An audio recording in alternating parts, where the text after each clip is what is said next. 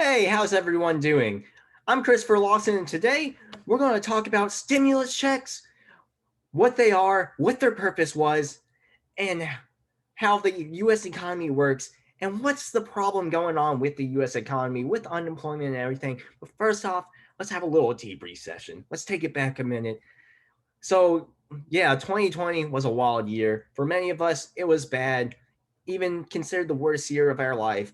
But it's 2021 and the world's slowly returning back to normal with the introduction of the vaccine, with people getting the vaccine, and just more information about the COVID virus coming out.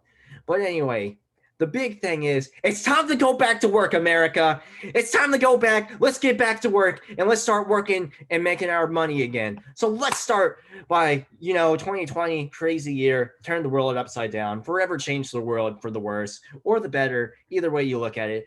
But it caught us off guard and changed how life in general in an instant. Many many people lost their jobs, ton of businesses shut down, and people were stuck at home working and raising their families for months on end without even leaving their home. But let's talk about this graph here. So this was created by the National Bureau of Economic Research, and the start of the current downturn began in February 2020. That's when, the COVID-19 virus started coming into the media. People started finding out about it, and it was just not a good thing. And this caused unemployment to rates to rise significantly once we hit March. And then once we hit April, we hit the peak, the highest unemployment rate there has ever been, doubled what it was in the Great Recession, hitting a peak of 14.8, which is completely insane. Doubled the recession in the early 2000s.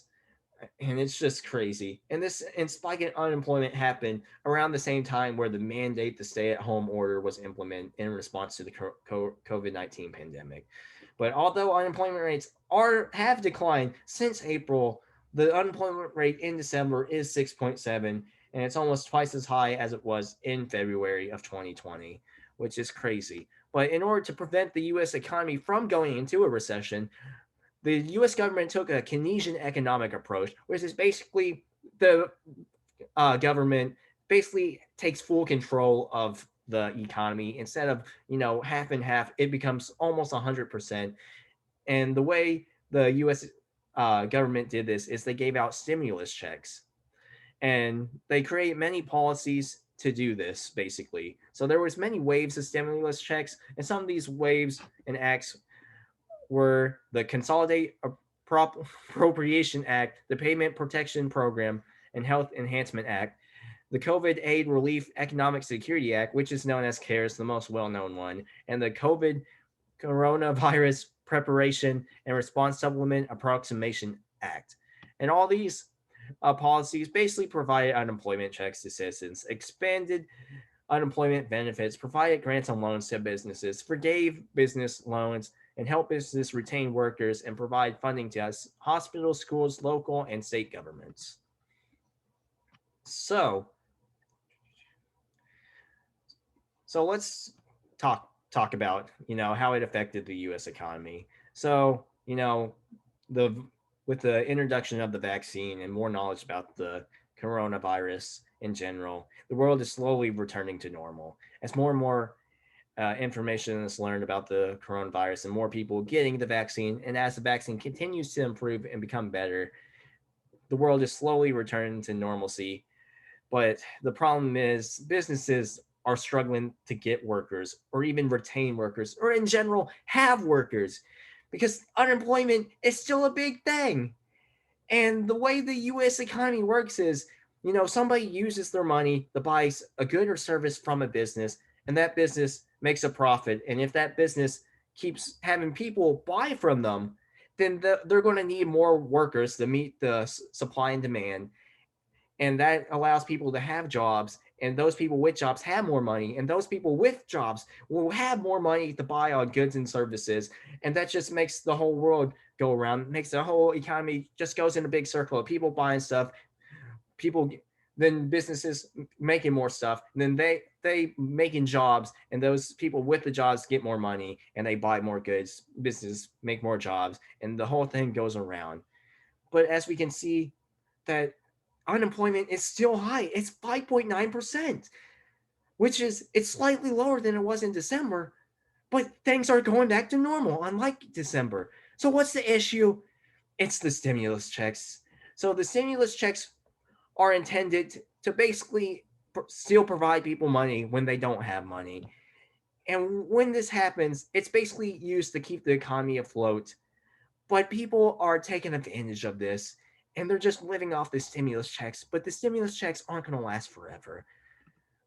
And that's where the problem comes in. There's 9.5 million people unemployed, and they refuse to find a job because they make more living off stimulus checks than they do a normal paycheck. And money talks. And when you can make more doing absolutely nothing than doing something, that's the problem. And this is causing several businesses to shut down or not be able to run at full capacity or function how they should be. And the solution is real simple.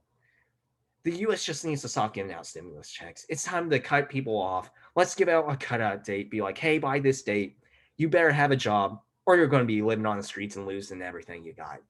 Because we're not going to keep giving you money and you need to work for it again, like you should have been. And the thing is, there's so many jobs out there. Jobs are plentiful. It's so easy. So that a McDonald's in Florida, owned by Blake Casper, he owns over 60 McDonald franchises in the state of Florida, and he's understaffed in all of these. And he's doing a thing where if you just come in for an interview, you don't even have to get the job. You just got to come in for an interview, $50 on the spot right then and there. And it's not working for him. He's not getting it workers, and he's not getting people in general to come in just to make it easy $50, and have a possible job. It's not working for him. Walmart is not having that many people coming to them for employment, and they need a lot of people, and they're starting off $15 straight off the bat. Anybody who comes in hired on the spot, basically. And they're giving, for people who work night shifts, because that's where they're struggling at, you make $16.50 starting off. That's really high. Plus, they'll have bonuses throughout the monthly bonuses, and it's crazy. That's not even getting people to come in. I'm employed at Lowe's, and people at my Lowe's, anyone who applies gets hired on the spot. You don't even have to come in for an interview. They'll call you, you got the job, and you get $15 an hour starting off. And you basically can work as much as you want. Like you can even work one day a week, and they'll still hire you. It's insane. There's so many jobs out there, and you just gotta go get them. It's just a matter of effort. If we just cut people off from the stimulus check and tell people to go back to work, that will solve all the problems. It will piss a lot of people off, but sometimes you just need to light a fire underneath somebody's ash to get something started. But here's the sources I used for this presentation. Thank you all for listening. If you have any questions, I'm more than welcome to answer any of your questions. And if we want to keep this conversation going, let's keep this conversation going after this presentation. You can come up to me, talk to me, whatever. Let's talk about this subject and let's get a conversation started. But thank you all for listening to my presentation and have a good day.